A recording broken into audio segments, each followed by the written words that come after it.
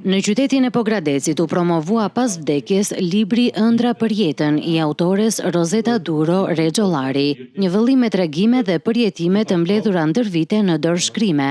Botimi i këtij libri u bë i mundur nga vajza autore së ndjerë, e cila përmbushi amanetin e nënës për ta sjellë këtë cikël tregimesh para lexuesit. I emocionuar gjatë promovimit, nipi autores Goldvin Veliu falenderoi të pranishmit dhe u shpreh se ka marrë një reagim tepër pozitiv nga miq dhe të njohurit e gjyshes së tij, të cilët kishin ardhur për të nderuar kujtimin dhe krijimtarinë e saj. Ëndra për jetën është një përmbledhje tregimesh, e cila ka brenda dhe letërsi, ka brenda dhe përjetime, po ka brenda dhe mesazhe të forta, të cilat kushdo që do t'i lexonte, do t'i shikonte si aktuale edhe tani, pavarësisht se ato i janë referuar një kohë të shkuar.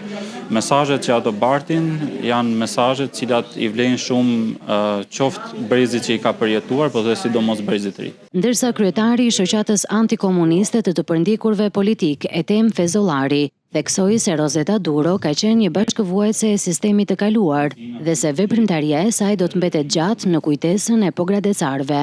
Një vajzë briljante, shumë e disiplinuar me jetën dhe shoqërinë, dhe fatmirësisht ajo martuan Pogradec dhe unë e njohta akoma më shumë.